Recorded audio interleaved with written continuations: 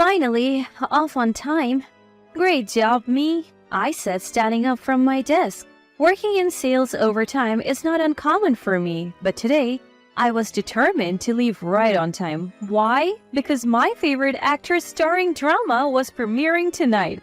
I had to watch it live. With that thought, I left the office in high spirits. My husband should be cooking dinner, so I planned to eat and relax before the drama started. Oh, maybe I could enjoy a drink too. At home, I just want to unwind with my husband.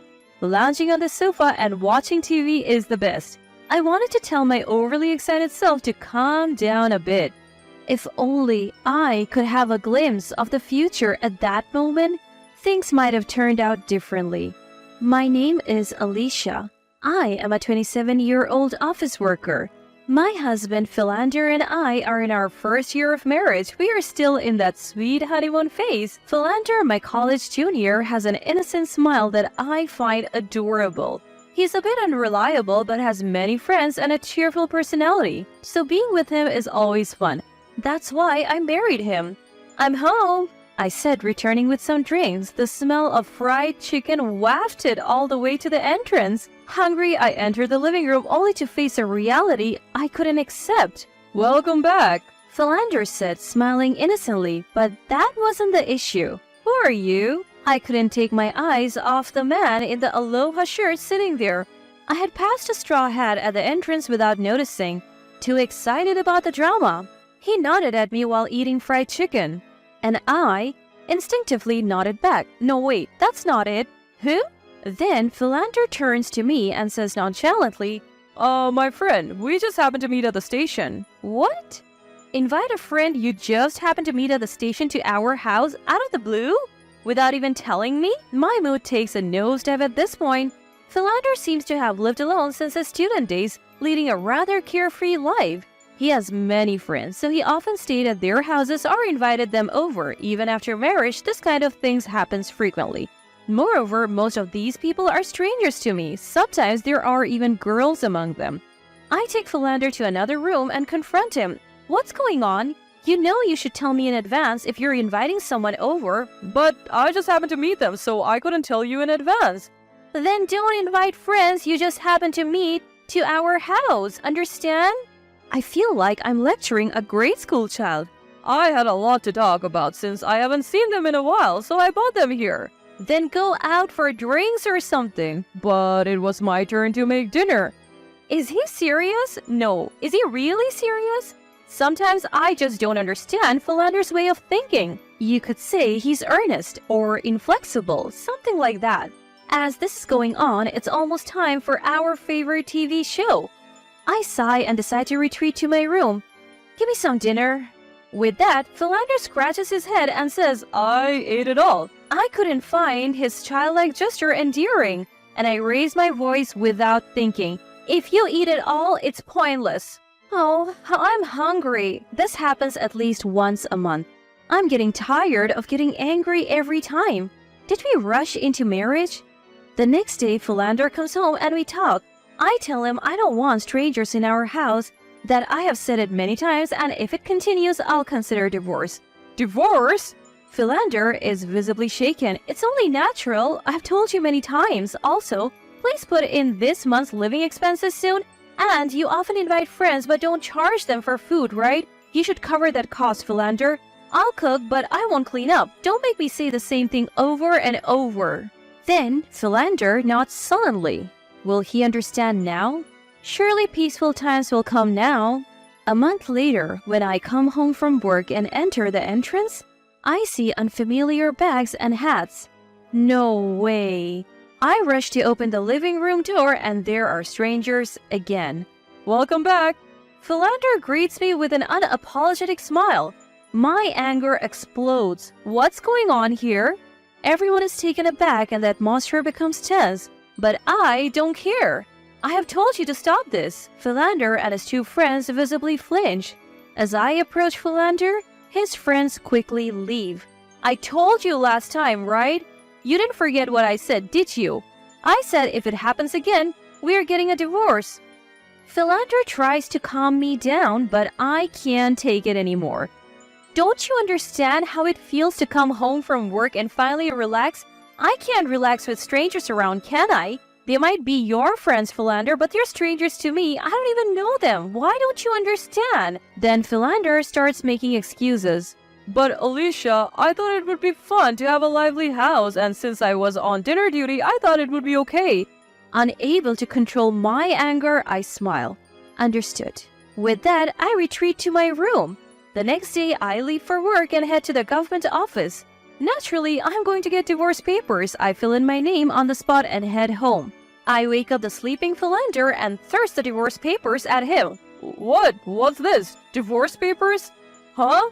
Philander is in a panic, but I have no sympathy left for him. I'm calling the movers to take my stuff. With that, I contact the moving company I booked yesterday, and they're ready to come right away. Wait a minute, what's going on? What's happening? Not understanding the situation, Philander continues to panic. I tell him, let's get a divorce. Despite saying that, he keeps asking why and how, and I couldn't take it anymore. I told you if it happened again, we would get a divorce. I have expressed my feelings, haven't I? How many times do I have to say it? I can't go on with you. Let's get a divorce. After saying it once more, Philander finally seems to understand and his face turns pale. He apologizes repeatedly, trying to gain forgiveness. I'm sorry, really sorry. Please reconsider. How can I live without Alicia? As this is going on, the movers arrive. I brush off Philander and welcome the movers with a smile. Furniture, appliances, my belongings. Philander watches in shock as they're carried out one by one. All of them were bought with my savings from when I was single. Some were even things I used when I lived alone. Speaking of which, there's also the expensive table and sofa that he said he would pick out for me because my room wasn't stylish before we got married.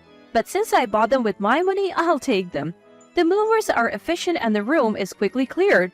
Hey, Alicia, wait! How am I supposed to live? I was a fool to think his helplessness was part of his charm. I feel so pathetic I could cry. I bring over 2 large cardboard boxes. These are the things you used before we got married. You'll be fine with these. I don't need them, so I'm giving them back. Inside are a small rice cooker, frying pan, and pots. Also, I have decided to cancel the lease at the end of the month, so you better leave soon. Philander clings to me as I speak calmly, but I am too angry to bear it any longer. That's how important this space was to me. Why didn't he understand? A promise is a promise. Write this quickly. I forcibly hand a pen to Philander, who is still reluctant to fill out the divorce papers. I told you clearly, if it happened again, we would divorce. It's no joke. I have told you to stop so many times. Besides, this condominium is in my name. You moved into the place where I lived when I was single, Philander. Yet, why do you keep doing whatever you want? Finally realizing I was serious, Philander reluctantly began to fill out the divorce papers. You said you would work hard to get promoted quickly when we got married, but in the end, it seems like people at work say you can't do your job. Thanks to that, you have a low salary. No prospects for promotion. You don't even contribute to living expenses. I should have chosen a more reliable man. As I sighed, Philander looked frustrated. I never thought we would divorce over something so trivial. It was a short marriage. I can't live with someone who can't think of others. I snatched the divorce papers and left the house. I decided to live in the company dormitory for a while and take my time looking for a condominium. At least for now, I can have my own space. But that peaceful life was soon shattered. A week later, while relaxing in my dormitory, my mobile phone rang. It was Philander. I answered the phone, annoyed, and he said he wanted to talk and asked me to meet him. Honestly, I thought it was a hassle, but it would be more troublesome if he kept bothering me. I agreed and headed to the condominium we hadn't yet cancelled. When I arrived at the entrance, Philander greeted me. As I entered the living room, Philander's mother was there. Why? My eyes widened as mother-in-law suddenly started accusing me. Alicia, what's this about suddenly wanting a divorce? How is this child supposed to live on his own? Mother-in-law adored Philander and always meddled in our affairs. I told her everything. I heard from Philander. But what's wrong with that? Isn't it good to have many friends? It's fun every day. No, it's not fun. To me, they're strangers. And why is his mother showing up now? My irritation grew. It's so pitiful that Philander is being divorced over something like this. Mother-in-law looked like she was about to cry, whether genuinely or not. Oh really? So I am not pitiful? I almost said those words but swallowed them. It's pitiful for my son to be divorced. I should have married him to a younger girl. I reached my limit at that point. After all, she's a stranger to me now. I don't need to hold back. Yes, marrying a younger girl and getting financial help from parents to support the marriage would be something new. Or maybe you're looking for a high-earning young girl. Living in a cheap apartment with low salaries might work too. It fits your lifestyle. When I said that, both mother-in-law and Philander stared at me shocked. From the beginning, Philander wanted to live in a nice condominium, wanted stylish furnitures, and had desires he couldn't fulfill with his earnings. So I contributed more to living expenses. I thought it was okay since we were married, but inviting various friends into our space without any consultation is beyond common sense, don't you think? I glared and mother-in-law looked away. Having many friends and having fun? Do you really think so? If you do, shall I bring my friends to your house and suddenly drop in? I'll visit suddenly when you're relaxing, mother-in-law. Mother-in-law shook her head, trembling. Then, you understand how I feel, right? You can't say such things because it's not your business. I turned to Philander. And Philander, remember when you said you didn't want me to invite my friends over because you didn't know them?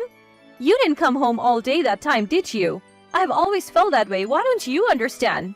I clearly remembered something I had almost forgotten. Philander looked guilty. So, why did you bring mother-in-law here?